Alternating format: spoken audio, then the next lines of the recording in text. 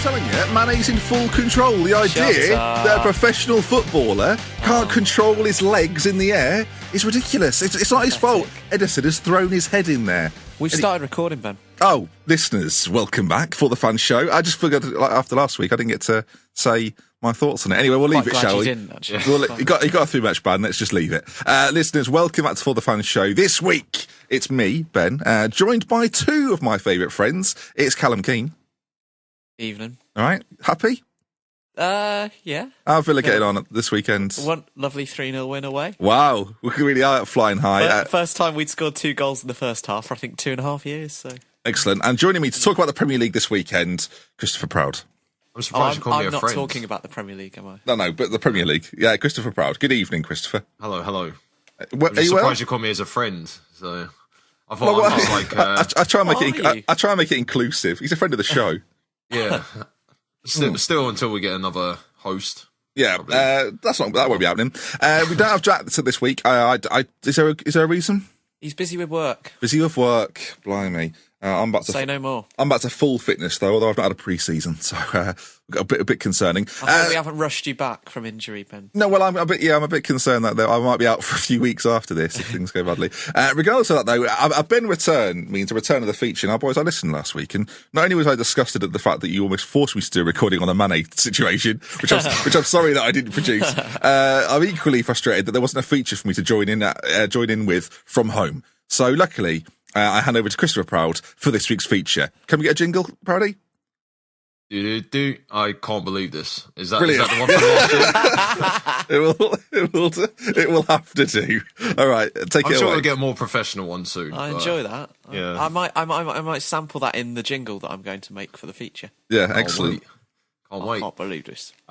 So the feature this week, because there was a stat that came out of the weekend that Gareth Barry has now equalled the most amount of appearances by a player in the Premier League. I think it's love Gareth Barry. 632, I think it is, with Ryan Giggs. And he won the league as well, which I guess, give him Gareth Barry, like back when he sort of used to go forward, was one of my sort of first favourite players when he was at the Villa. Yeah, he's one of your only good ones, player. so makes sense.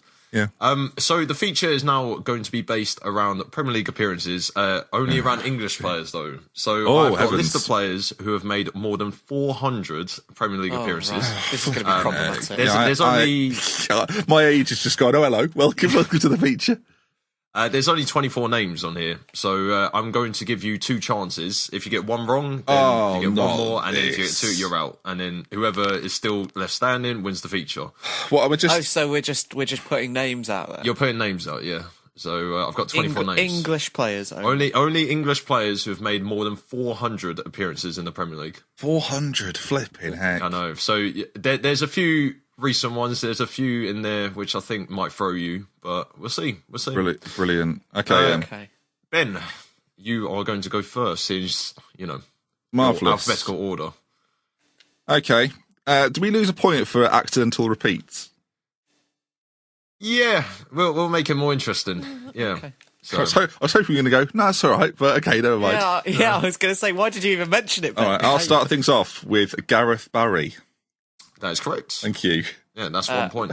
I was about to say Ryan Giggs, and then I realised that would have been a good start. Yeah, he's Scottish, we're going to say. Alan Shearer. That is correct. That's 1 point. That's a good one. Frank Lampard. 2 points. Thank you. 2-1. John Terry. 2-2. Okay. Jamie Carragher. I'm running out already now. Jamie Carragher. That's a point. 3-2. Paul Scholes. Keno equalises 3-3. Oh, is it Steven Gerrard. Oh yeah. Ben makes it 4-3. I'm just sort of going through Golden Generation England players. Yeah, right, it's the easiest way, Keno. Rio Ferdinand is a correct answer. 4-4. More 4. Sol Campbell. Ooh. That is a correct answer. 5-4. Oh, I thought that might be the first. I think how many games he played for Portsmouth, Arsenal, and Spurs. Yeah, Come He's played on. loads. Right. Let's roll it back a bit. I've just thought of one, but that's really awkward. Why? Yeah, I can't, you'll find out when I say it. Okay.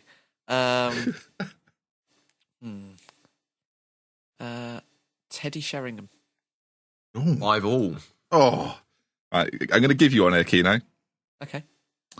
Phil Gabriel Neville. Connor. Phil Neville. 6-5.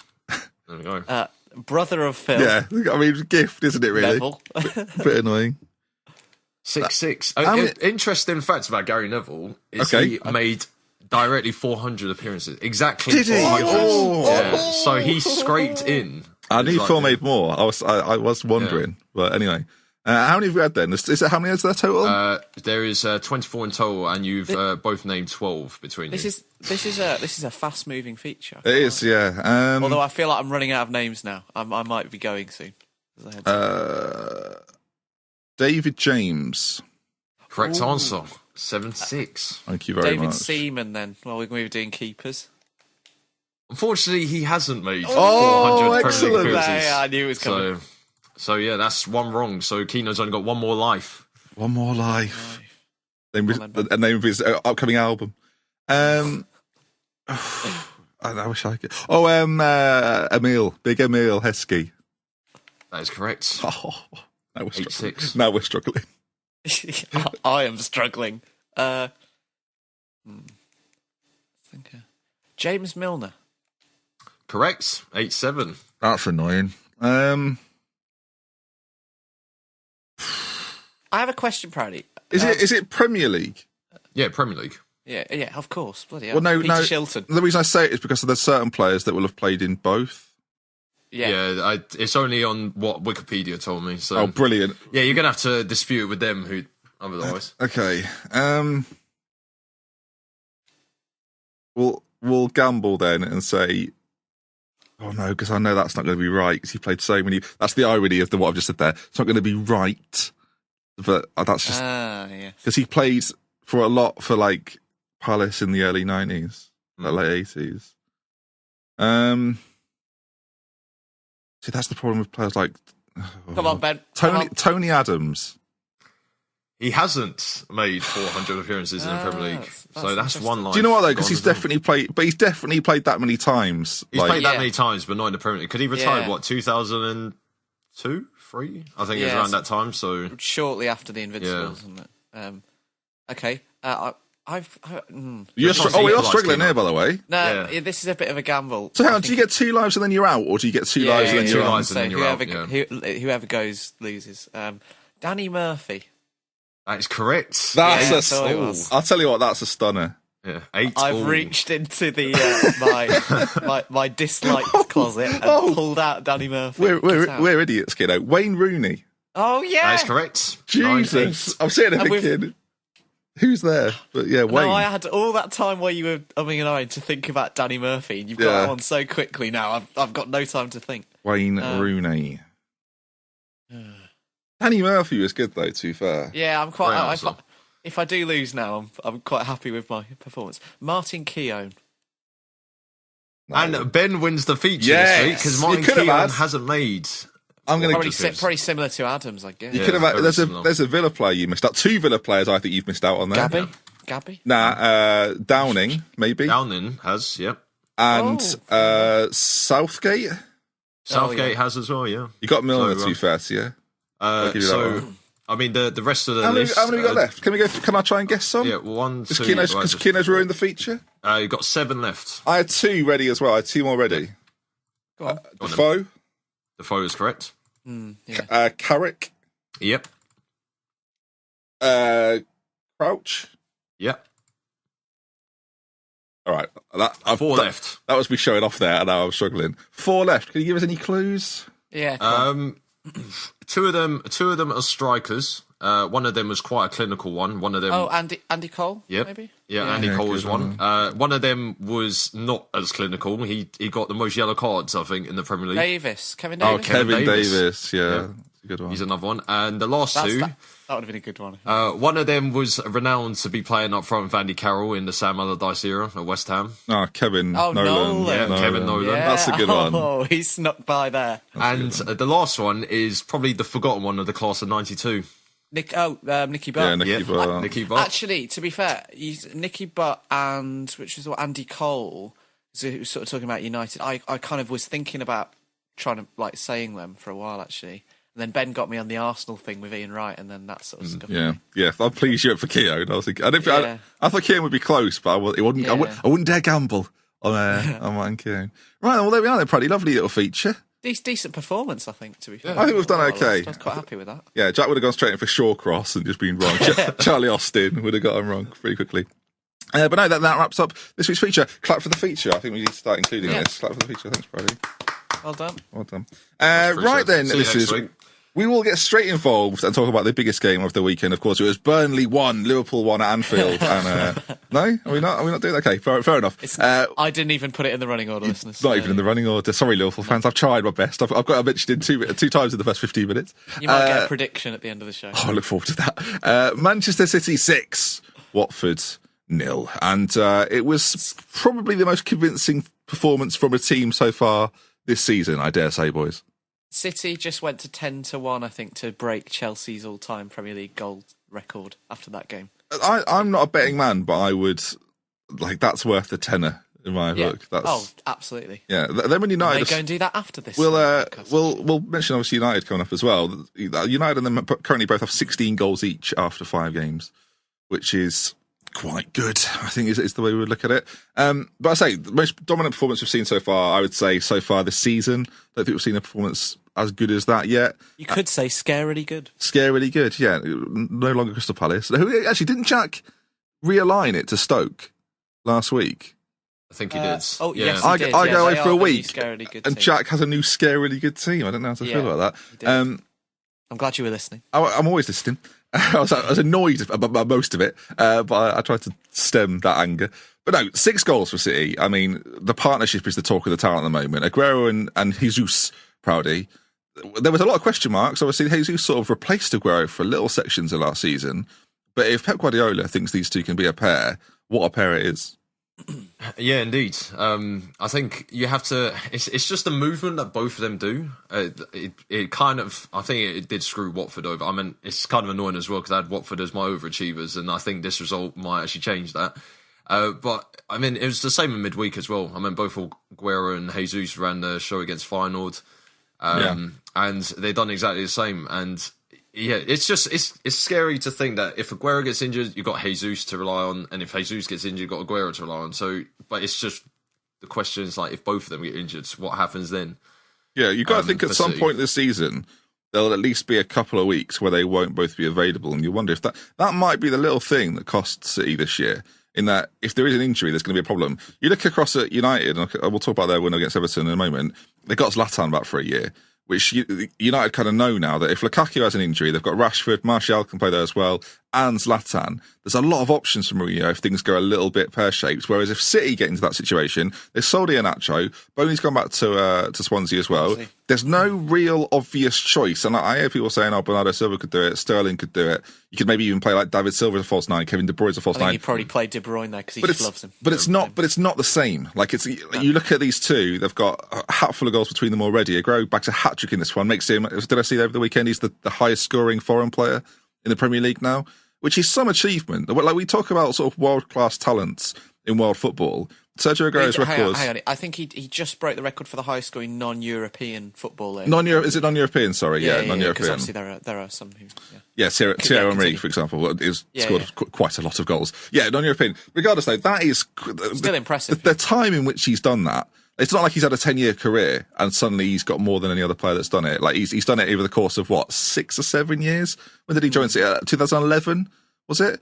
He joined City. So I think his record Premier League goals is 127 in 185, something very similar to that. Like that is, if it wasn't for people like Messi and Ronaldo making stats look stupid, that goal scoring record is probably the best, one of the best in Europe over the last sort of 10 years. That is not 10 years, last sort of 20 years since football began with the Premier League. You know, it's like, it really is a stunning record though. And I think Aguero deserves a lot of credit for that. And he very rarely talks about in those, like when you have conversations about the top players in the world, Sergio Aguero is never quite in that conversation, but with a goal record like his, he arguably should be. I can't remember which newspaper released this, but I think it was either the Times, the Telegraph. They put out their sort of top 25 players in the Premier League era. And it was quite interesting, like the sort of modern, quite modern day players, the kind of ones that are still playing who were in there. From City, they had Company and Yaya Toure. Aguero didn't make it in, which surprised me. Yeah. When you say those kinds of figures. And obviously Yaya Toure was in there because they were the only two from obviously this kind of new City era since they started winning titles. Yeah. But yeah, it just makes you think. I think Praddy mentioned a really good point when he said about Aguero and Jesus in the way that they move off one another. They're both quite similar in their movement. You often with strike partnerships think that you want to kind of I don't want to sound kind of English, big man, little man. Yeah. Well, yeah, but you do try and pick strike partnerships to have a little bit of variety between them, so they'll kind of work and complement each other's weaknesses. But with Aguero and Jesus, they're kind of very similar in the way that they make runs in behind. They're both capable of dropping in. I mean, the assist that Jesus gave I can't remember who scored it. It could have been Aguero's goal, where he was out on the wide left. Aguero can do that as well. And they just are like, it's almost like they overload the team that they're playing with kind of their movement because they're both making these same kind of really aggressive, fast-paced runs and are both capable of just poaching and latching onto the end of balls as well. Yeah, I think partnerships, like the big man, little man, often is spoken about when the two players necessarily aren't technically fantastic. These two players are so clever. Like, it doesn't matter that they're playing a similar style because of how intelligent they are. And in a strike partnership as well, you often tend to think that one of the strikers would be a creator and the other would be an out-and-out finisher, But whereas these two are both... Well, they can do both, really, as they've kind of shown throughout. They leave space for one another really well. That's what I notice about it. And City's attacking options are such, and the players that they have in their team, especially when in the system that they're playing at the moment with De Bruyne and Silva, in whichever Silva you prefer, in the same midfield, they don't need their strikers to be creators. It's not like you're kind of playing with two holding midfielders. You don't need any of your forwards to really take the kind of creative burden. So Aguero and Jesus are just freed up, and it must be a fantastic team to be a striker in that Man City team. Yeah, you look at the players behind. Speaking of the players behind, actually, Proudy, I thought, we often talk about very tactical, in-depth things on this show because, that's the sort of highbrow podcast that we are. But David Silva's hair is annoying me, Proudy. I'm not... It's annoying everyone. As a connoisseur of, of looks... I've never said that sentence in my life before. What do you make of David Silva's hair? Are we approving of that? Because I'm not a fan. I don't like it. I can't get used to it at all. I feel like he just went through a midlife crisis, and it's like if Juan Massa did it. He's done a Britney. That's what he's done. He's done a Britney. Yes, that's good actually because it was the 10-year anniversary the other day of the Leave Britney Alone video. So maybe he's doing it in honour of that. I don't know. Yeah. He could be. I don't like it. He had nice hair. He had sort of lovely kind of long Spanish. Is how I describe it. It was Spanish, Italian almost. It was close to Italian. Is there any other players who wouldn't look good with? Because I don't think it looks good. I don't want to slag off David Silva. Great footballer. Leighton Baines wouldn't look very good bowler. No, I feel like Fellaini. If Fellaini shaved his hair, that would be really odd. Would that make him better though? I think he'd look a bit like the Art Attack head if Fellaini shaved his hair. I'm not sure it's a good look. Like if Juan Mata did it, that would unnerve me. Oh yeah, I wouldn't like it. The only players that can pull it off that have also had long hair, like Zlatan. When Zlatan had a bit of a skinhead, he looked dangerous. There's not many players that can do it well, and I'm just not approving of it, Brady. And I thought you'd be the man to sort of inquire. I might give him a call. Get his number. Just get a hair transplant. Do a Rooney. Yeah, but he doesn't look like he even needs a hair transplant. Silva, maybe he knows something that we don't. Gareth Bale. Maybe allegedly, Gareth. Allegedly. That could land me in legal trouble. We don't know anything. Otamendi got on the score sheet for City in that game, as did Raheem Sterling. There's a bit of an argument. Otamendi could pull off a skinhead. Most South American defenders can pull off a skinhead. David Luiz, I would question though. No, maybe not David Luiz. He's the exception. And I must say, if Thiago Silva did, I'd be disappointed because Thiago Silva he spends time on that hair. He makes it's very solid. Thiago Silva's hair. Anyway, welcome to the football podcast that is for the fans. We continue to talk about haircuts. No, but did you see the Sterling penalty incident where he sort of won it and was demanding it, but Pep was like, "Nah, give it to Aguero." Sterling was like, "But I've won it," and then eventually scores it. I thought it was quite nice of Aguero to get in. Right now, there seems to be a lot of very kind of the spirit between those forward players in particular, kind of unselfishness. Quite feel good. Really impressive, yeah. And a lot was made of during the Liverpool game when Aguero passed the ball to Jesus to tap in instead of finishing himself when he could have done.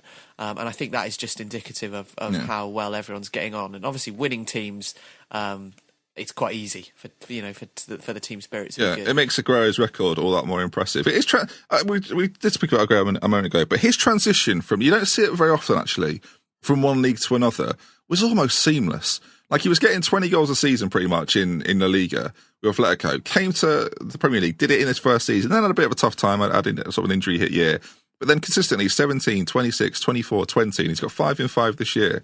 Like he really is a phenomenal talent. I think we also like, we need to appreciate him more. I feel like that's what I'm talking about him. I think so. He's also kind of in a little bit of a transition at the moment from the player that he maybe was under Pellegrini, and also, of course, Mancini. So Guardiola initially, as you mentioned, when Jesus came in, there was a lot of talk when maybe Guardiola didn't like Aguero in the sense that he likes players to be involved in the whole game all the time. Aguero isn't that kind of player, or at least wasn't that kind of player, and it seems that they're making it work, him and Guardiola, and Aguero does seem to be changing and buying into that ethos a bit and still scoring the same amount of goals that he does. Yeah. So it's another sort of later transition. The goal for me that proved that was when he went on the little run to score the goal. Yeah. When he picks up, and I dare say it was Messi-esque, the way he dropped a little bit deeper, took it off his mate, and then went, I'm going to have a go at it. Took on four men, popped it in. Like it was almost Messi levels of competence. It was really, really good. But yeah, really, really impressive from City all round. Yeah, well, Watford will do you the favour of just not talking about you, because you are. Sometimes this happens, and I feel bad. There are, to be fair to Watford, they've had a good start to the season, and there are days when the City team play, and they could do that to anyone. Well, they beat Liverpool 5-0 last week. This isn't like a coincidence. And they also put 4 past fair. I almost thought, in a way, we didn't really have time to talk about the Champions League because of the day that we recorded last week. I almost felt the Feyenoord, while they were poor-ish, it was almost as impressive, that performance in the week. They didn't win away from home in the Champions League last year, and they've already gone and done that in emphatic style in Holland. So, really impressive. Just to wrap up on City, just because I didn't get to mention it last week, for as frustrating as the red card situation was in Liverpool's performance, City were unbelievable against Liverpool. Make no mistake, Liverpool were pretty dreadful. I'll give you that. But City were so good against what is supposed to be like a decent Liverpool side, 10-man or not. Like City really did romp home to victory. Right then, let's talk about the other side of Manchester, the red side. It was the return of Wayne Rooney and Romelu Lukaku, and proudly it went so much better for Lukaku than it did for Mr. Rooney. I know, it's quite interesting to see. We've seen this quite a few times this season, how United seem to pedal along, because I think after the Valencia goal, there were probably a few fears in the Everton camp, and probably a lot of neutrals who were probably thinking Everton. Finish. Yeah, it was a great finish. Ridiculous. Like I didn't expect him to hit it, because he's not one of those players now who will take a shot, because obviously he's playing at right back, he's playing a lot deeper, so he's not going to be one to take the shot. But the fact he took it first time and hit it as well as he did, it's astonishing. It's probably one of the goals of the season. You won't see a more cleanly struck volley this year. There might be some that maybe dip more and look more spectacular. The kind of the clean connection that he made with that was... It was a sexy volley, I would say. It was a sexy volley. But Lukaku, Proudy, he started his Man United career very, very well. Yeah, he has. Although I think there was an incident in the first half where it sort of showed his lack of consistency in front of goal. I think it was one where he ran through, stopped the ball when Williams was coming across him, and he was pretty much one-on-one with Pickford, and he put it wide. Yeah. And that's the sort of chances he needs to be putting away. But I think... I can't remember the chance he actually did score in the second half. I know he just missed a free kick and he was getting a lot of stick and then scored. Yeah, it fell to him really nicely. For a £75 million striker, as much as inflation, he needs to be putting chances like he did in the first half away, as well as the ones he did in the Everton game. But I mean, that will make or break him this year, and he'll probably get better. There was a good moment from Lukaku when for the first. Oh no, it was the second United goal when Williams made that error, and Lukaku latched onto the ball from midfield, and there was maybe a younger Romelu Lukaku might have taken the shot there, and he could have taken the shot because he was in. He got in behind Williams, who'd made the error, and he passed it to who? Mkhitaryan scored the goal. Help me out. Yeah, it was Mkhitaryan. Played it to his left to Mkhitaryan, in a similar way to the Aguero thing that we were just talking about. It was unselfish. Really helps the team, and he knew that Everton. To be fair. Obviously, they have had. We'll talk about it in a second, but they've had a really bad start to the season. To give credit to them, though, after that first goal went in, it looked a bit worrying, but they rallied really well, and they could have scored in the second half. And at that point, when Lukaku had that chance to either shoot or pass, it was 1-0 to United. Everton were coming into the game and they needed that second goal to kill it. And he made the right decision at that time, which I thought was really good, and it also shows his development as well. I guess I understand what you mean that Everton came back into it, and to talk about Everton, I mean, again, a great performance from United. Them and City look like it's going to be quite the tussle this year. But I think we should talk about Everton because a lot of people were predicting Everton to have a really good year. Yeah. The idea is for me though that they were almost back into the game against United. To me, is a bit of a myth because. We've seen Manchester United teams in the last few years, right, being criticised. Since Fergie left, they've not been this sort of ramp at Manchester United. What Alex Ferguson teams, I talked about this in our chat we've got going on, boys, so you might be able to know what I'm about to say here. But their ability to stifle a team, to get an early goal and to sit on it, and almost force Everton to play a way in which they didn't want to play. Like Everton had a lot of the ball and didn't, but never really. Did at any point in the game did you think Everton are going to get a goal there? Or was it like there was the occasional chance where you thought, oh, they could have scored there, but lots of could have scored moments. I think it was add up to anything. Yeah, I think in the context of the United of the past few years, you could have maybe last season or season before under Van Gaal that you could have seen Everton getting one and it ending a 1-1 draw instead of being an emphatic victory. Yeah. Like, it could have gone that way, and so in that context, I think you've got a good point about. I think this team has the ability to do that, particularly Mourinho sides when they're playing well. What Fergie teams were so good at doing, just from again, I'm not a Manchester United fan, so it's more of an outside perspective.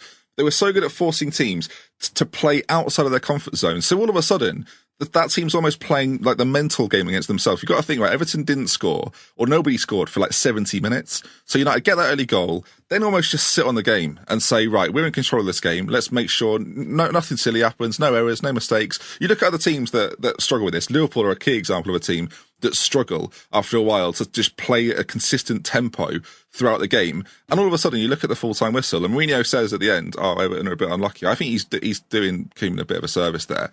I don't think Everton could have been 4-0 down in a slightly different manner if Manchester United went for it a little bit more. But it was the ability to make Everton suddenly think, oh, God, because with 10 minutes to go, they're thinking, right, let's just start launching it a little bit because we're not getting in here. Like, it was that Manchester United were working the entire game to make Everton play a certain way. And as soon as they changed their style of play, and as soon as they went a little bit more attacking and a little bit more going for it, there's 3 goals going in 10 minutes. And United walk away with a 4-0 and look really, really good for it. And that, for me, is terrifying because that is the sign for me that Manchester United are ready to have a proper good season because they can do that against not only Everton, right? They'll do that against some of the better sides. And that will cause those teams a real issue if they're not getting their own way. You think about if they do that to a Guardiola team, which is going to be far more difficult, but all of a sudden, with some managers, right? They've got an extremely good plan A. You'd probably put Klopp in that system. You'd put Conte in that section, and you'd certainly put Guardiola in there. As soon as these teams are going to be forced to find another way to win, and that's what we talked about Mourinho last year. Kino, he's a fantastic counter-striking manager. Like he'll play against the team rather than play his own team. And I don't know if, for as good as some of these attacking teams are, if they'll find a way to break through a Manchester United team which just frustrate and stifle an opposition for an entire game. Also a factor in the Champions League, and obviously we've not had a chance to talk about it. Yeah, all but one of the British English clubs won. There's talk that I think there was a poll put out that Liverpool are the most likely team to progress in the Champions League because of their group. In terms of to progress, you might be right about it, but to go furthest in the competition, you do well for me to look past United actually. With the way that Mourinho has them set out right now, with the players he's got at his disposal, I still think the only issue for me is their transition. So I'm talking a lot here about United, but their transitional play for me is the only thing that needs work. And that's the sort of thing that comes with time when you know what the attacking players around you are going to do. That doesn't happen overnight. But I'm just incredibly impressed by Manchester United and I fucking hate it. So, but I think they are very, very good. I think there's been a lot of hype around United over the last few years of being, oh yeah, they're back and they're good and Pogba signed. But this year, for me, is the year they look a class above. And them and City are going to be fun. Sorry, if anyone wants to say anything else on United, I feel like I covered United's all bases there. But no, we should probably talk about Everton. Sorry, I was going to get onto Everton and we stopped that. They're in a similar boat for me to Palace in a way that almost in reverse, because Everton have started the season with this really horrible run of fixtures, playing the top 4 from last year, played them all at once. So you have to kind of take that into account. But at the same time, the performances in those games haven't been good either. And in the same way that Palace are coming into a run like that now, and they've had a terrible start too. I think they're in the bottom 3 now, Everton, actually. 18th, yeah. So, and while you'd expect Coman to be pretty safe, I think, for the foreseeable future, it's interesting, as you say, that for all the business that they did in the summer and all the kind of... I don't think people were... we kind of said this on our previews as well. I don't think people were expecting Everton to break into the top 4. But No. They were definitely expected to solidify that place as the gatekeeper to the top 6. And the noticeable thing for me, and this is the trend from last year too, is the way that they just roll over against teams better than them. They're fine to perform, well, normally, of course, they're fine to perform against teams that they should be beating lower down the table. Yeah. But even if you don't expect to finish above teams like Spurs, who they lost convincingly to last week, obviously United, even though if you're not expecting to finish above them come May, I feel like there should be progression shown in those big games. And you throw in the Atalanta defeat as well in the Europa League midweek, and it just caps off a horrendous 7 days for them, really. I don't know what... I'll come to you on this, Brady. For me, Everton are... it sounds really obvious, right? But Everton have got such an... How can I put this? Everton are probably, despite finishing 7th every year, like the most average team in the league because... And I say that because, and this is going to sound really obvious, right? But there's examples where this isn't the case. That Everton have got a really good set of footballers, and their set of footballers are better than the rest of the league, apart from those top 6 above them. So against that top 6 above them, their better footballers aren't as good as the best footballers within the league, but they are significantly better than the rest of the league. So I guess when it came to it, you talked about the preview shows, Kino. I think we kind of all said that we fully expect Everton to finish 7th again. I think we probably would have all said. I think I might have had West Ham above them because I make silly decisions sometimes. But like top 8 every single time because they haven't got anyone in their side that is an X factor. They didn't buy an X factor; they sold one. So I don't know what the expectation is, Proudy, for them to now go above and beyond the expectation. And now almost it looks as if they won't reach that expectation based on what we've seen. Yeah, it's just they can't obviously attract that sort of player, and the players they have attracted is like I think I've now realised that over the last few weeks they're so similar. Like I don't now you think about the players they've signed like Gylfi Sigurdsson, Rudy, Klassen, they're all the same player. And then I can't remember which game they played them all in. Was it Chelsea? Or they played all 3 of them in, and it got... it was Tottenham, I think. It was last week, it was last week. It got absolutely battered. And I was thinking, you're playing 3 players who do exactly the same job. You're playing sort of wide players, but not playing wingers. You're playing... Like, Morales is always on the bench, and he comes off the bench now. Calvert-Lewin's been on the bench as well. Calvert-Lewin's... Calvert-Lewin actually looked pretty good against Man City. He's been dropped out of the team completely to, like, fit, Sigurdsson and Davis and Rooney into the team. Yeah.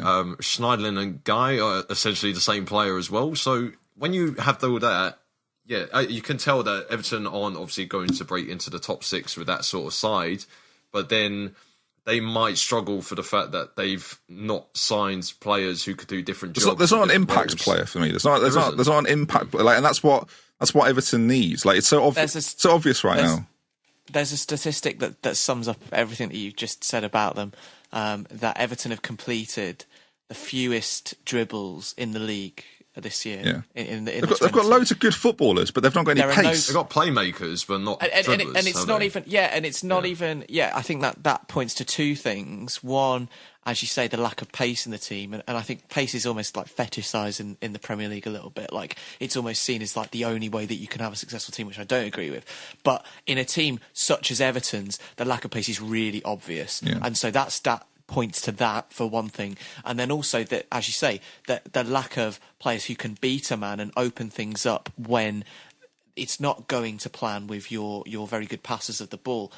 Davis, Klassen, Rooney, Sigurdsson, all of those 4 players right there are very good playing with players in front of them, and they can find passes, occasionally can find passes that can dissect a defence. But if you need a player to beat a man, and you talk about Morales, which I don't know if there's anything between him personally and Coman. I don't know what the relationship is. I think Coman thinks he's a bit of a headless chicken from what I've seen and read. But Morales can have moments where he can do that and be explosive, and he also allows you to play on the break, as does Calvert-Lewin. And I'd like to maybe see those 2. Obviously, I think Coman will have to sacrifice some of these players that you signed, be it Rooney, Klassen or Sigurdsson. I don't think you can play all three in the same team. I'd like to maybe see Calvert-Lewin and Moraes in the same team, maybe in a front three with possibly one of Rooney, Sigurdsson and Klassen in between them, to try and give them a little bit more pace and ability to play in a different way, because right now it's just so stale from Everton. Yeah, it makes you wonder why they bought Sigurdsson. Like, it makes you wonder why that deal was so. I know that deal. Or Klassen, one of those two. I think Klassen. I said this at the time. Right? I think he could be one of the signs of the season. Started on the bench against United. I mean, he was the one that was essentially dropped, and they've got players in there that again are doing. As we've touched on it, are doing very similar jobs. With like you made a really good point actually, Kino, that pace isn't necessarily an absolute necessity in this league in attacking areas. Spurs are the best example for me. While Harry Kane, Dele Alli and Christian Eriksen, they're not the quickest players, and Son's relatively quick. Yeah, I guess you'd probably throw him in there. A lot of Spurs' pace has come from wide areas. Now, Leighton Baines is not the player he was 5 years ago. I think that's becoming more and more obvious. They've never been blessed with pace either. No, he's not an attacking quick fullback. He's technically very good. Again, he's a very good footballer. Another one of these. They've obviously brought Martina in from the Eredivisie at 27 years of age. They brought him in from Southampton. He came from Southampton, but he was in the Eredivisie before that. Is what I'm getting at. He's not been like a really good European player for a long time. He's sort of worked his way up a little bit, and obviously travelled with Koeman. There's not. It sounds so basic, doesn't it? And so Premier League to say that pace is important. But for Everton, with the players they've got, just stick two wingers. It sounds so obvious and it sounds so Middle Englander to be like, just stick two wide men, like quick wide men out on the wings and see what happens. But if you have those options, the element they're optionless. You see the times they get the ball against United, they're always. You made again another good point, Ken. I'm going to keep praising you here. They're always. I like to think I try and every time you mentioned right, these players are really good when they've got players in front of them. Every time Wayne Rooney picks up the ball for Manchester United in that game, for Everton, force of habit, he didn't have an option going forward. He'd have to play it back every single time with him laying it off, and they're trying to work up the pitch slowly, and it just slow. It just doesn't work. So Koeman's got to change something, and you said it essentially that they're going to have to drop one of these big signings. Maybe even two of them. Maybe you've got to drop Sigurdsson and Klassen for a game just to see how like a Sandro, Morales, maybe Calvert-Lewin works as a three. Sorry, of course, yeah. You could play Sandro in that front three, and you could play one of those number 10s in behind. As I say, the pace thing. It's said way too often about different teams as like a solution in the Premier League, but in Everton's case, it is applicable. Like it does. Yeah, it does. It's almost too obvious that maybe we're too stupid to understand it. Let's talk about one more game before we take a quick short break. I always say that. Newcastle 2, Stoke 1. Boys, Newcastle 4th. Champions League. Get him in there. What happened? Yeah. What happened to Newcastle? Got Jamal Lascelles at the back, haven't they? He's been scoring now. He scored the winner again. Yeah. The transfer window shot. You know, Ashley was right after all this time. Spot on. They beat West Ham on the 26th of August. Since the transfer window shut, 2 wins on the bounce. Away at Swansea, at home to Stoke. And that's the sort of teams that they need to be beating. Like that, for me, that's a really good result. There is. We'll talk about Palace after the break later in the show. They are almost in a with the fixtures that they have. They are in a relegation dogfight already, after eight games of the season. And they could be in real trouble after that run of games, probably by mid-October, end of October. Newcastle have already done enough in these first 8 games to the point where I think they can be confident that they have the ability to stay up. And that sort of the buffer that they have already built up against teams like Palace is really, really, really good for them long term to stay in the league. And it's quite interesting that Rafa, I can't remember where I read this, but Benitez seems to do well when he's kind of got a bit of a conflict at the club, or a little bit of edge to the way that he's going about managing, and if he's trying to prove someone wrong. And he obviously had it at Chelsea a bit, won the Europa League. Those times at Liverpool. He definitely it was 2 years at Liverpool where he was angry. And while he's not really going about the way that managers do when they want to prove to the chairman that they need signings, because he's gone and won every game since the transfer window shut. But it's almost like he is trying to prove to Ashley that, look at how good I can make this team. It could be even better if you give me players. So a lot of credit, I think, has to go to Rafa for this. Newcastle have got Brighton, Liverpool and Southampton coming up. And then on the 21st, after Palace, I think, who have Palace got? Can you remind me? Is it both United or both Manchester teams, sorry?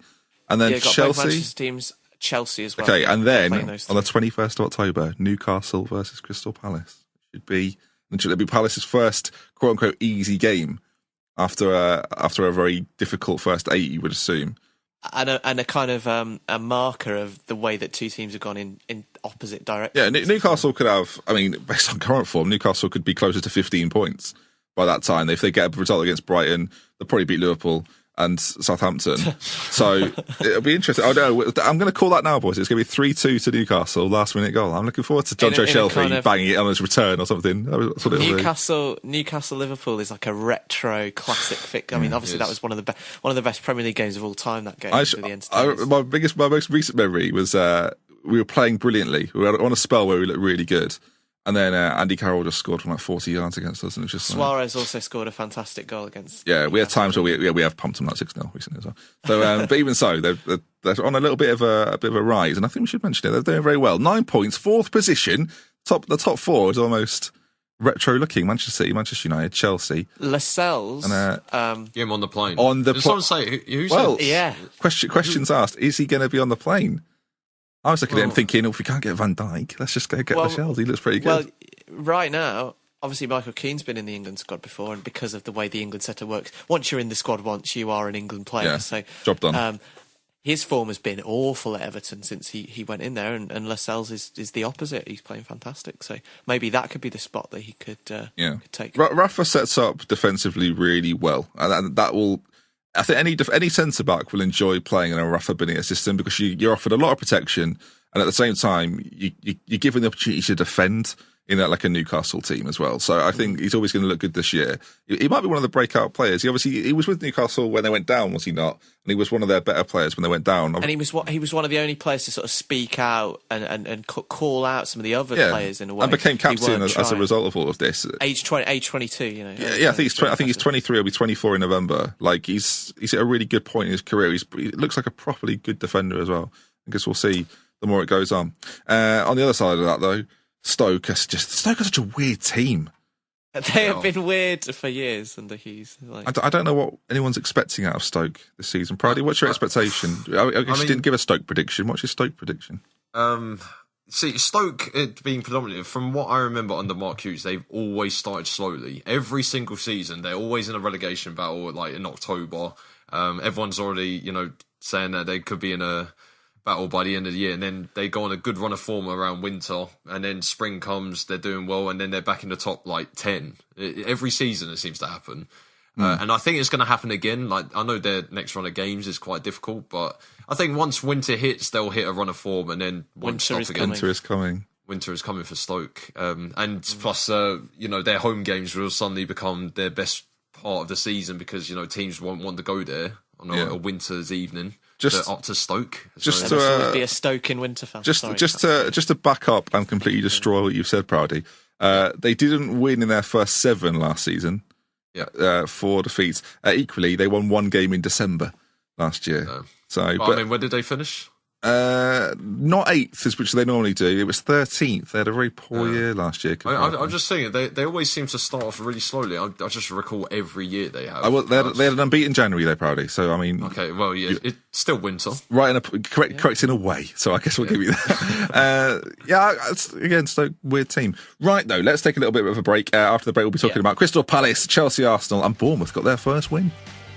Hello folks, hopefully you are enjoying the podcast. Of course, we are available on iTunes. If you watch this on YouTube, the podcast go up on iTunes first. Make sure you subscribe, make sure you leave a rating. There's a chance it'll be read out at the end of the show. And don't go anywhere. Listeners, welcome back. Nice to hear from Jack, wasn't it? Crystal Palace have appointed a new man. And by new man, I mean the oldest manager in Premier League history to be appointed. Roy Hodgson has taken charge at Selhurst Park. That's weird. To begin with, not the greatest appointment. There's a nice bit of symmetry though. He's from Croydon. I think he played for Palace. I've never seen such a conflict of emotion, Keno, as when he walked out, clapping the fans, looking happy, smiling from ear to ear. And then it was about 20 minutes in, he had his hand on his head in the dugout, and I thought, that's booing his substitution. That was, to be fair, it was a weird substitution. Credit to Southampton for winning 1-0. We're literally not going to talk about you though. They're very Southampton are the dullest team in the league. Wow. I said that last week. Hashtag WBA rejoice. Rejoice. Well, that's almost, that is one of the... firstly, West Brom have Pulis, and he's always funny. They also have funny fans and hashtag WBA. Southampton have none of these, and they're also very dull. Southampton have none of these. Southampton, I think you do have a hashtag Saints. But no, Crystal Palace, how bad, Proudy, is the decision to sack Ronald de Boer? Ronald? Frank de Boer. I was doing this last week as well. I don't know if you got to our De Boer section. We did rant about it quite a lot. Oh, okay, sorry. I kept doing the same thing. Yep. I don't know why. It's in the Ronald's host just a good name that I don't get to say often enough, to be honest. Maybe they should have appointed Ronald. Okay, let's do that again. Proudy, why is sacking Frank de Boer such a bad decision? Because it is, right? Yeah, I was going to say, I think what I said last week was they brought in a new manager, wanted to change the system of what they've been playing over the last few years. They gave him 4 games to do it. The players weren't happy, which, I mean, they should be learning the system. But I think it was that he wasn't connecting with the players. And I think there was one point I saw when they sacked him, and Chris Payne released a bullet point list of points why he got sacked. Oh, you'd hope it would be points in the bullet point. And one of them was his relationship with one of his new signings. Apparently, they'd fallen out already. I was thinking, how could they fall out already after about 3 weeks of working together? Like, surely the player would have known who he's going to be working with and probably worked with him before. But, you know, I still don't know whether it's the right decision. We have to see towards the end of the season. If Hodgson doesn't keep him up, then... Well, this is the thing. People are acting... almost the kind of there are a lot of pundits who have been managed or have worked with Roy Hodgson, and the moment that he appointed, the reaction in the media was as though a Palace had appointed safety as their manager, Premier League safety, and I don't think it is that clear cut. It's particularly with the fact that they could still be pointless after 8 games. He's not a motivator, is Roy. He's very good when everything's like calm and cool. He's not that good under pressure. I speak as an England and Liverpool fan. He's quite a different character to the managers, the other kind of firefighting managers that Crystal Palace have appointed over the last 5 years. Warnock, Pulis, Allardyce. He's a different kind of character to them. Yeah. And while still playing the same kind of defensive football that those 3 are renowned for, whether that slightly different approach can get those same results as they have previously had at Palace remains to be seen. I am not convinced. I think Frank de Boer must be devastated that not only was he not really properly backed in the transfer window, he's now had to just. I mean, what does he do now? Like, such a difficult situation. I've no doubt he'll get a job in Holland, like, quite comfortably and quite easily, and look really good again as a manager in that division. But it must be so frustrating. He had a very similar situation at Inter, right, where he was taken into Inter to sort of revitalise their team a little bit. It was going through a bit of a rough patch, and he was given, I think, 11 games, and then he was sacked again. Either he gets off like people's backs really, really early, or he's just been in the wrong place. Wrong place, wrong time twice. And he should have been given the England job, as I said when Allardyce got it. Interestingly, obviously he won 4 league titles with Ajax, but there was a kind of, during that time, there was a bit of a kind of internal conflict and politics at Ajax, as there often is, because of the amount of sort of ex-pros that you get sort of leaning in on the way that the club is run. Yeah. But De Boer was never seen as one of the kind of Cruyff acolytes that someone like Bergkamp is, or who are within the club now. He was never kind of seen as one of those, and there was the feeling that he didn't play in that sort of traditional Ajax Cruyff way that you almost you're expected to do while you're there. He never quite played in that exact manner, and so I think that kind of reputation that he has, perhaps falsely, of being that sort of Dutch total football guy, was a little bit. Maybe Palace didn't do their homework on him well enough. I mean, it looks as though they didn't, considering he and Roy Hodgson were the original 2 candidates for the job in the summer, 2 sort of polar opposite guys. But yeah, I do feel for him a little bit, and I could see him maybe getting a job in La Liga, possibly a mid-table, Sociedad or something like that. Yeah, it was a bit. It was although Van Gaal won the Champions League in this period, it was a bit sort of Van Gaal-y in a way. It was almost like, is that how you spell Ajax? Is always what I mean. It was just a bit was never comfortable. It was never a comfortable experience. As you say, there's always this sort of conflict going on, and I think Van Gaal often won in those conflict situations because he won a lot of Eredivisie and he won the Champions League, so it's hard to argue with the success. Whereas De Boer, went towards the end of his spell at Ajax, wasn't as quite successful, and I think that was maybe a part of the issue with it as well. Right then, boys, let's talk about Chelsea-Arsenal. It's fifth in terms of matches we're talking about. Is it a good point for both teams, or should Arsenal, surprisingly maybe, feel a little bit hard done by, Proudy? I think they do. I think Arsenal were the better team, which was a bit surprising, seeing as I think most of the news was why was Sanchez dropped out of the game. Dropped to the bench this game, and Welbeck was starting again. But they just looked more impressive than Chelsea. I'm surprised they didn't score. I mean, they had a goal disallowed, didn't they, for offside from Mustafi? And I know that Xhaka was really close in one of the few chances I saw in the first half. It's probably a pleasing point, but I don't think it's going to do much for Wenger anyway, because there's still a lot of talk about the team in general. I know we've said this quite a few times. Obviously, it was a different performance to what happened at Liverpool, but it still is that team good enough to have won the game? Could they have won the game in a different season? That's what I'm trying to say. There was obviously the big exclusions, Paddy, were that Sanchez and Özil weren't in the starting 11. Do we think Arsenal are so... I'm just going to say now, I think Arsenal are so much better defensively without Mesut Ozil. You look at the performance of Xhaka in that game, he looks so happy to have sort of a bit of protection in front and behind and being able to play his role a little bit better. He can almost control and dictate a game in that deeper position. Whereas I feel like when Mesut Ozil's there, it's get the ball to him, see what he does. And then against the better sides that have got players like Kante in the middle buzzing around him, giving him problems, he never looks as good. So, I don't know. How much of an impact do you think that played? Well, the interesting... I think I saw a stat was that in the last 3 meetings between Chelsea and Arsenal, Ozil's had man of the match twice. Yeah. And I think was it the FA Cup final and probably when they beat him 3-0. They beat him 3-0 as well, yeah. Yeah, so possibly, I think it's away from home is when he struggles. At home at the Emirates, I think I agree with that. Yeah, it's a lot. I think he plays a lot better at home than he does away from home. Away from home, he has this tendency to go missing, which a lot of people say. My Ozil point wasn't in the context of Chelsea. It was just generally without Mesut Ozil, there's almost a bit more of a workman-like feel going on. I think in the context of previous Arsenal performances at Stamford Bridge, their record in the last 5 or 6 years is woeful. Of course, they had that. I know they've beaten Chelsea once at the Emirates this time last year, and then obviously in the FA Cup. But at Stamford Bridge in the league, it is terrible. And of course, there was 6-0 in Wenger's 1000th game in charge, etc. In that context, I think Arsenal actually deserve a lot of credit for the way they played, and it was very un-Arsenal-like, the way in which they set out in that game, in a very pragmatic way that you could have.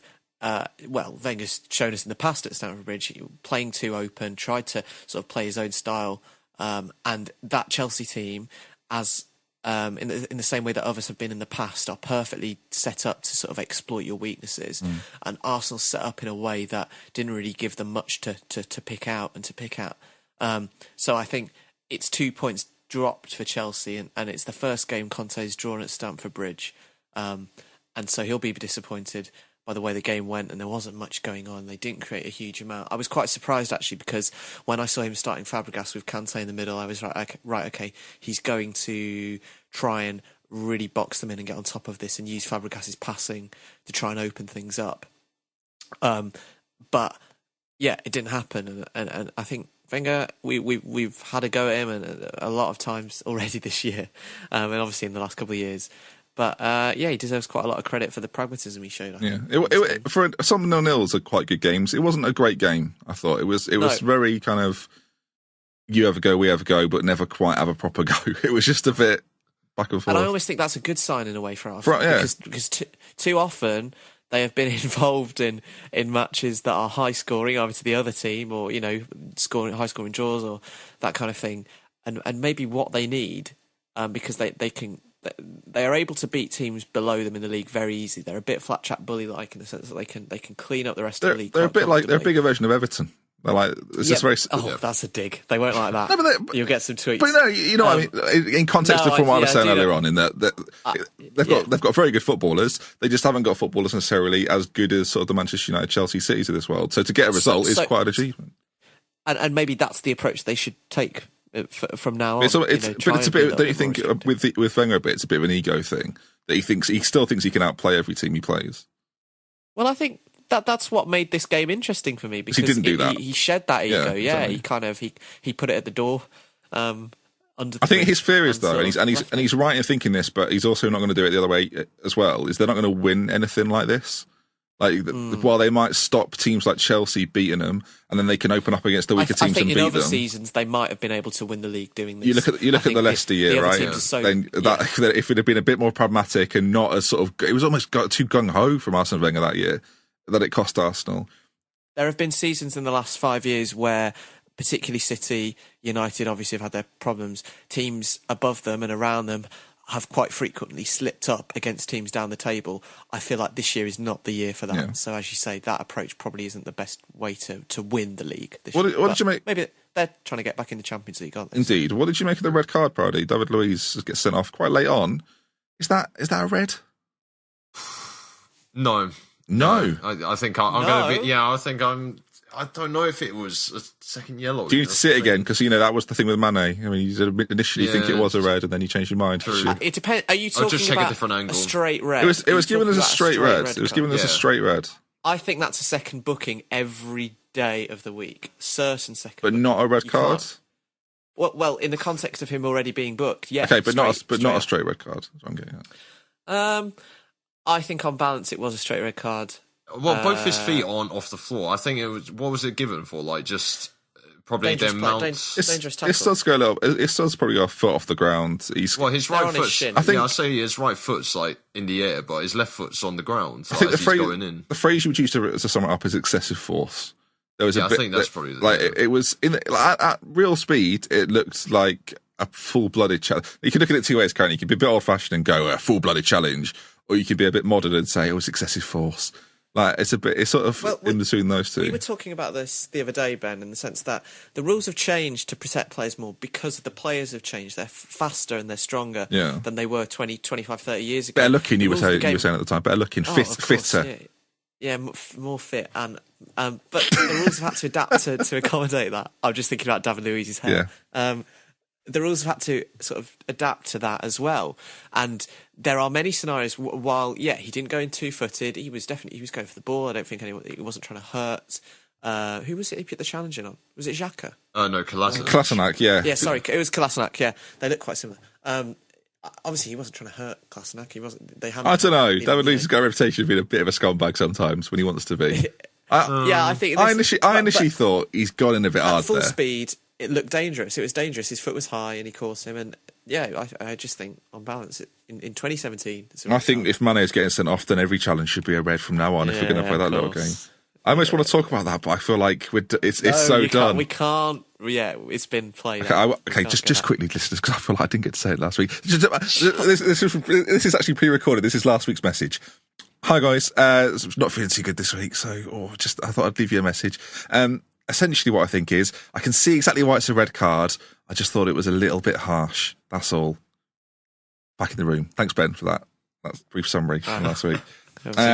Luckily for you guys, we'll talk about one more game and then we'll move on. Bournemouth have actually won a match, boys. Can you bloody believe it? They're still 19th and it's their first. Only Brighton, though. Jermaine Defoe's goal was possibly my favourite goal of the weekend, actually. I know Valencia. Friday night football. Jordan Ibe looked like he was worth some money.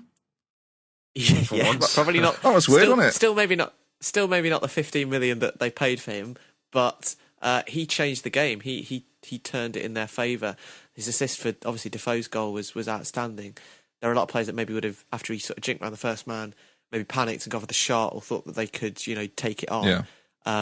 But he showed a lot of awareness in that packed sort of 18-yard box to slip Defoe in, and it was just a classic Defoe finish. That's why I love that goal so much. The ball came past him. Defoe has this thing that he does where, as you know, as all great strikers do, where the ball was good enough past him and he knew that, so he didn't take a touch, just let it run straight past him, and then the only touch he needs is the one which puts it in the bottom corner. Didn't even look for the goal. Knew exactly where it was. Bang, well, and it was 2-1. Classic Defoe. And superb goal. Yeah, really, really good. And I thought that performance from Bournemouth. I watched all this game in the first half. They were kind of. I was a bit worried because they had a lot of possession. Brighton were playing in that classic sort of Chris Hughton style. And were stifling them without really doing much. Shitter, isn't it? God, I quite like Houghton as a man, but managerially, he gets off a little bit in my book because he plays some pretty turgid football. Yeah, and they were doing that, and Bournemouth were. Yeah, I was kind of like, they're not in good form. Maybe Brighton could go at the other end and nick one, and then the pressure will really be on Howe. But I thought to come through as they did was. Sort of proves what I think a lot of people have been saying is that, while they've been in bad form, they're not a bad team, Howe's not a bad manager, and they've got the tools to sort of get themselves out of it. And I thought the Ibe substitution was probably the best bit of management of the weekend, because it changed. What I like about the Ibe is on the BBC website, like they have like sort of the main headline, and there's like some subheaders, and one of them is just Ibe finally contributes, which I just quite like. Finally contributes. Good grief. One thing I don't like is that he has Jordan on the back of his shirt. Yeah, he does. I don't know. Like, obviously, Dele Alli's got some reasoning behind that. Dele. Like, there's actually some reasoning behind that. I don't know if we should. Jordan Ibe, I don't want to be rude to Jordan Ibe, but he did strike me as a bit of a stupid individual when he was at Liverpool. I do wonder if he's just seen that and gone, quite like my first name, actually. I'll put that on the front of my shirt, on the back of my shirt. It wouldn't surprise me if he said, can I have that on the front? No, Jordan, that's not how much boring, right? Put it on the back. And Praddy, you've got a bit of love for these two teams, haven't you? Local lad. Bournemouth and Brighton. Well, you would, South Coast, anything South Coast, I feel like you're the expert. Not much of Brighton. I don't mind Bournemouth. So did you go to Bournemouth games while you were at uni? No, because the problem is the first year when I was down there, that was when they got promoted, and then after that, it was nearby impossible to get tickets because everyone they sold. Because people like you would have been. Yeah, you don't want to scumbag it like Jack. Yeah, Jack, you just went and bought like a membership at Brighton this year. Yeah, that makes me sick. Anyway, we're going to be talking about our predictions after this another little short break. Hello folks, hopefully you are enjoying the podcast. Of course, we are available on iTunes. If you watch this on YouTube, the podcast go up on iTunes first. Make sure you subscribe, make sure you leave a rating. There's a chance it'll be read out at the end of the show. And don't go anywhere. Right, folks, it's time to do our predictions with a predictor. Of course, if you're not already signed up, September is a whole new month, all right? There's still time to top the league. If you get every prediction right, you have a chance of winning not only a signed football shirt, you can also be in with a chance to sign... Cristiano Ronaldo. Well, there's also a signed Cristiano Ronaldo shirt. You can get a Premier League shirt if you're just sort of the weekly winners, get either a retro football shirt or a Nike football. But then if you actually are the season winner or the end of September winner, you get a signed Cristiano Ronaldo Real Madrid shirt. So, ooh. I think there's a Freddie Adu. There's a vintage 11-year-old Freddie Adu DC United shirt floating around somewhere. I think if you're the season winner, I don't believe that's what you get. Yeah. The problem is that shirt will start off being quite good, and then over time will deteriorate over 10 years. You'll love the shirt when you first get it. And then after 10 years you'll wonder what happened to that shirt, and then it'll disappear forever. But no, let's go through our predictions. I'm going to hand over to Christopher Proud, who's going to run us through the games in which we are going to predict. Okay, we've picked 5 games. And he sounds enthusiastic about it. Okay. I was looking at the running order when you came to me, and I was like, that was a proper. That was the Proudy that we see outside. Yeah, I was sort of like half in, half out. That's what I was. I was like in between the door. Yeah, you were. Get in the door. Right, get in the door. Get him in there. Get in, Proudy. So we've picked 5 games this weekend. The first one, which is probably going to see the highest ever score in Premier League history. Ooh, that's harsh. Maybe, who knows? Man City versus Crystal Palace at the Etihad. At the Etihad. Oh, God. I know. That's... Hodgsons Ring of Fire. Right, Ben, how many do you think? Ben? Are we calling the show that? I think we should. Yeah, that's Thank you, Paddy. I was wondering what we're going to call it this week. Okay, yes. So, City Palace. I'm going to go for a spirited 2-0 City win, obviously. City win. But I think Hodgson will spend all week drilling them. I mean, again, this is the innuendo for Hodgson is getting worse and worse. But I think he will. He will drill Palace. Will drill Palace so hard that that's even worse. That they will be so prepared for City and Pep Guardiola But they won't quite be good. No, they won't quite be good enough. So I think it could be like at the hour mark and it'll still be 0-0. And then they'll take over and Pep will destroy Hodgson to Ring of Fire. I think I agree that I imagine that Hodgson will spend a week drilling his team, but consensually City will get one. City will get one early, and the wheels will come off, and it will be 5, maybe 5. Or 6 I just want to say now, listeners, I hope it's like 10-0, and I've got nothing against Palace, but I would really like to see an absolute demolition job go on. That is very true. Because we don't see enough big scores. We see some like 5s and 6s occasionally. Do you remember? I mean, the 9-0 Wigan. I remember that one. Yeah. There's been some good ones. There's been some good ones, but I want to see a proper pounding. I mean, that is the wrong thing to say in the context of what else That's the way to finish that little segment. That's it. What do you think, Paddy? What do you think, though? I think my boldest prediction for this is Palace are going to score, but they're going to lose 6-1. They haven't scored yet, though. So yeah, Benteke is going to get on the end of a cross. It's just going to be deflected into the box. John Stones is going to lose the ball in the air. Benteke is going to head it in, and it'll be a consolation. All right, fair enough. Okay. So next one. Next one we have. This is quite a big one. London Derby. It's not West an Ham. auction, by the way. Well, I'm trying to present this in a different way. I don't want to just be you. Okay, go on. Yeah, Sorry. So London Derby, West Ham Spurs. Now Spurs struggled there last year. That was the game that cost them the league. So, but they're not at Wembley. But they are at the London Stadium, which is essentially the same pitch. Yeah, same size. Yeah. So I mean, for me, I think West Ham are going to scrape it 2-1. Okay. So 2-1, West Ham. I think Spurs will narrowly come out winners in this game. Not really for any other reason that they have more quality. And I think while West Ham won last weekend, I just think that Spurs will have enough, really. There's not too much for me to say on this, I think. 2-1, 2-0. I'm going for a bit of a classic. I'm going to go for a 3-3. I think both teams sort of back and forth. West Ham can't defend. So Spurs are definitely going to score. There's no clean sheet going on for West Ham. They also have Joe Hart in goal. We'll say that right now. So yeah, I'm thinking we may well see a bit of a back and forth, a bit of a punch up between the two teams. I'm looking forward to that though. I must say though, West Ham still in a position where they kind of have to get something from this sort of game, a home game. You would think, but I guess we'll see. So yeah, isn't this the game we talked about? If he loses, Bilic loses this, he might get the sack. Yeah, but then he won some, so it was a bit like he's won a few. Anyway, 3-3 is my prediction. I'm doing them right now. I'm doing them live. Excellent. Next team we have at Anfield, Liverpool against Leicester. Yeah, just quickly, I did mention this at the start. You can sign up Twitter and link in the description of the YouTube video to do this. Yeah, go do that. I think this is a difficult one. 1-1 again. Well, the interesting thing with this, boys, is that we play them in the cup on Tuesday. So, I think we play them away in both games as well. We play them at Leicester in both fixtures. Not Anfield, I don't think. I think they're both. Oh, well, someone's put Liverpool at home, so. Sorry. No, it's quite all right. They're both away at Leicester. Okay. So that makes it even more. That makes it less changed, right? He says. It kind of has actually. Yeah. I knowing it's is it the King Power? Oh no, it's at the King Power. They both are. It is at the King Power. Maybe Liverpool. I actually think that right now, Liverpool away from home against Leicester are more suited. I think if they were at Anfield, Leicester would be classic Leicester, and Liverpool would struggle to break them down. I actually think that Liverpool probably, Leicester being at home, might be forced to play into Liverpool's hands a bit more, and I think they'll come out narrow winners, maybe 1-0, 2-1. Okay, fair enough. Just to update you, I've put Man City 10-0 versus Crystal Palace on predicting, because I just wondered if you could do double digits. You can. So I've gone for 10-0. We'll see if I'm right. Have you put it as a banker? No, I'm not putting it as the banker. No, I'm not doing that. Right. Okay, let's put it this way, right?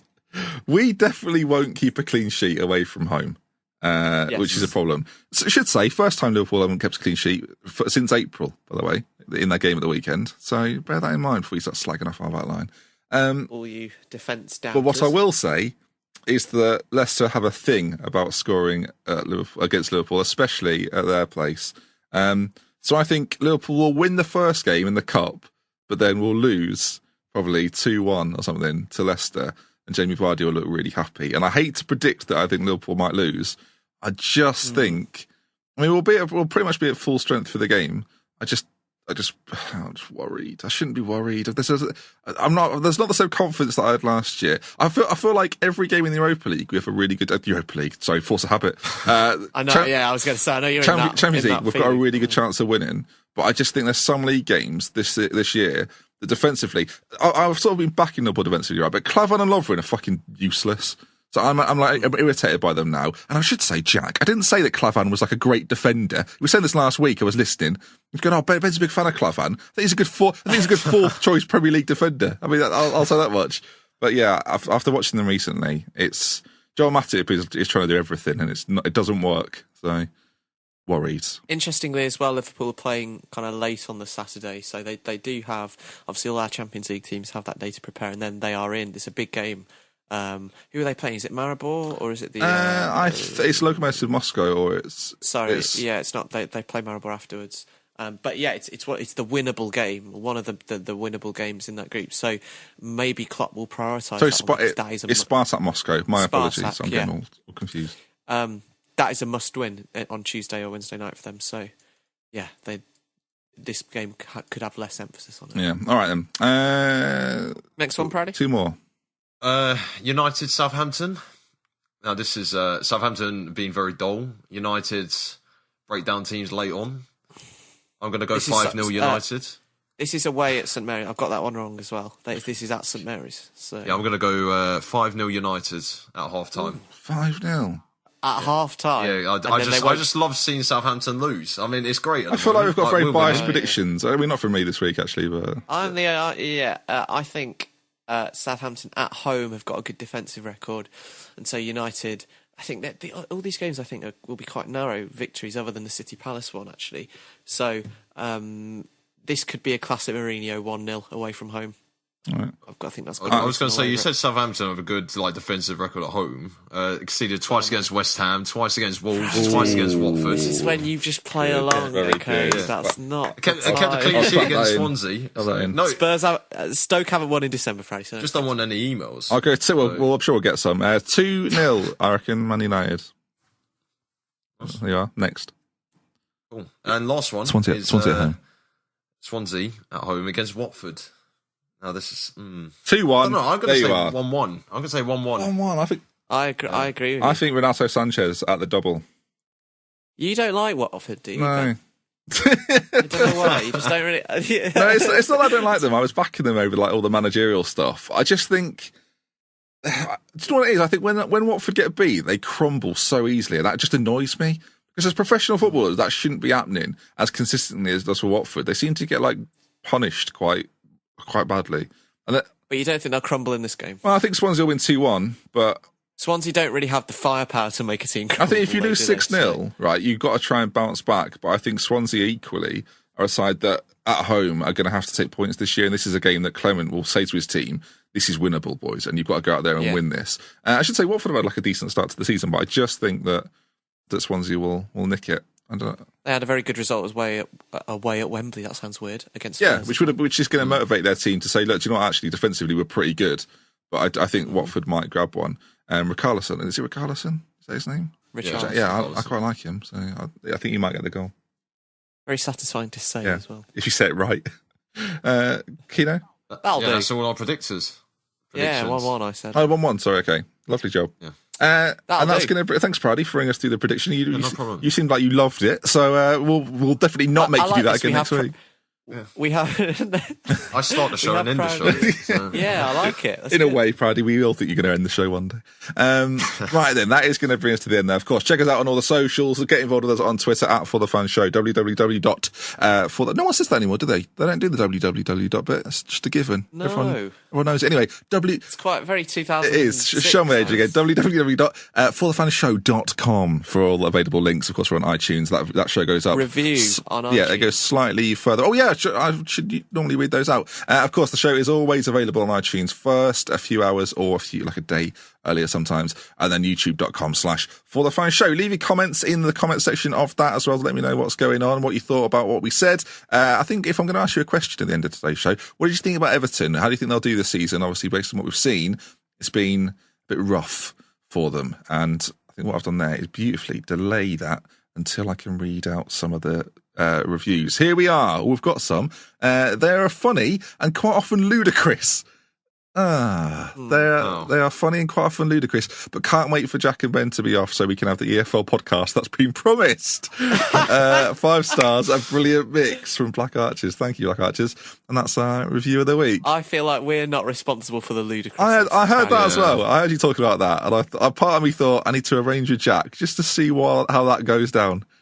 I think it would be great. It would generally be one of the best episodes. We might have to bring in like a guest. Yeah, I've got contacts. Just get Clem in to do it. Get Clem from the BBC. He loves the Football League. It's going to reach to the end. Hopefully you enjoyed the show, listeners. Do let us know if you have, and we'll love with care from me, Proudy, and Keno. Say goodbye at the same time. 3, 2, 1. See ya. Bye. That wasn't the same time. Bye. Hopefully next week we won't be talking about Roy Hodgsons' Ring of Fire. Goodbye.